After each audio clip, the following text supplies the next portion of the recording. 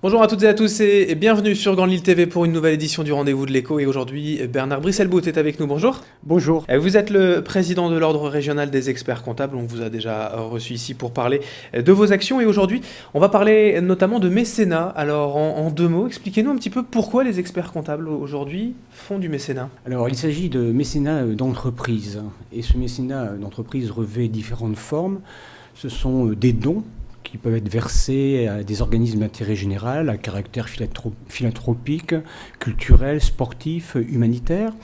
Ce sont également des achats d'œuvres d'art, des œuvres d'artistes vivants, et ce sont également des acquisitions de trésors nationaux. Alors pourquoi faisons-nous du mécénat culturel? Tout simplement parce que le mécénat culturel pour les entreprises représente des avantages. L'avantage premier qui me vient immédiatement à l'esprit, c'est l'avantage fiscal. Bien sûr. Lorsque l'entreprise fait un don, au même titre que lorsque les particuliers font des dons à ces organismes, elles bénéficient d'une réduction d'impôts sur les sociétés ou d'impôts sur le revenu. Lorsqu'elles achètent des œuvres d'art, elles peuvent déduire le coût d'acquisition de ces œuvres d'art sur plusieurs exercices. Il y a d'autres avantages que l'avantage fiscal. Il y a un avantage de nature de communication, de notoriété, d'amélioration de l'image de marque de l'entreprise. Donc c'est l'ensemble de ces avantages qui conduisent l'entreprise à faire du mécénat. Et pour cela, il faut encore toujours convaincre, vous, en tant qu'expert comptable, les entreprises Alors, convaincre, peut-être pas, il faut informer. Je vous rappelle ce que j'ai eu l'occasion de dire à cette antenne, c'est que nous sommes le premier réseau de conseils en entreprise. Je dis le premier, mais nous ne sommes pas le seul, bien entendu, et vous comprendrez pourquoi. Nous sommes dans la région présents auprès de 100 000 entreprises. Et nous avons donc une fonction de conseil et nous devons informer les entreprises sur les avantages du mécénat.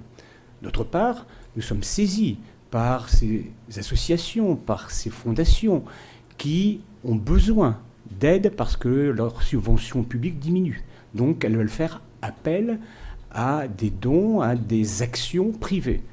Et bien sûr, nous sommes très bien placés pour le faire. Et de même, sachez que la DRAC, la Direction régionale des affaires culturelles, nous demande d'informer les entreprises avec lesquelles nous sommes en contact, les chefs d'entreprise, des avantages de la loi de 2003 sur le mécénat, notamment sur le mécénat culturel. Alors, en l'occurrence, quand on parle donc d'achat d'œuvres d'art, notamment donc pour ce mécénat culturel, une exposition qui aura lieu donc à partir du 15 novembre. Le vernissage, en tout cas, sera le 15 novembre. On peut également en dire deux mots. Elle consiste en quoi, cette petite exposition? Alors, c'est vrai que nous avons déjà engagé quelques actions, notamment en faveur des banques alimentaires, et aujourd'hui, nous allons faire la promotion d'artistes, d'œuvres d'artistes. Ça se situe dans le prolongement d'une convention qu'on a signée avec la Direction régionale des affaires culturelles, qui prévoyait comme objectif de mettre en valeur des expériences, des initiatives. Et donc, nous allons ouvrir gracieusement nos locaux à de jeunes artistes. Nous allons commencer le 15 novembre par une peintre et par un sculpteur, et qui pourront, pendant un trimestre, voire 2 trimestres, laisser des œuvres qui seront à disposition du public. Un point important, je ne cherche pas du tout à faire de concurrence aux galeries privées, et les galeries privées seront associées à ce vernissage. Alors vous le disiez, vous êtes président de l'Ordre régional des experts comptables, néanmoins vous quitterez votre poste, cette fonction, le 12 décembre prochain. Alors si on devait faire donc un petit bilan de ce mandat, que reste-t-il? Alors c'est un exercice difficile parce qu'il se faut être objectif. Vous savez que ma mission est une mission régalienne. Je suis chargé de contrôler l'exercice des professions, et puis c'est une mission de développement de la notoriété de la profession, de renforcer le rayonnement de cette profession. Et dans ce domaine, un certain nombre d'initiatives nouvelles ou la poursuite d'initiatives anciennes a été décidée. Je rappellerai le mécénat culturel dont on vient parler. Mais on a beaucoup travaillé sur l'interprofessionnalité. Nous avons fait une interprofessionnalité du cœur, j'ai eu l'occasion d'en parler, mais il y a une interprofessionnalité institutionnelle qui s'est établie. Il y a eu des relations très fortes avec le barreau de Lille, avec le conseil régional du notariat et le conseil régional de l'expert comptable. Avec les avocats, par exemple, nous avons décidé de lutter contre l'exercice illégal de nos professions d'avocats et d'experts comptables. Nous allons lutter en commun contre les braconniers du droit et du chiffre. D'accord. Avec les notaires, nous avons organisé des conférences sur le IRL, sur les SCI.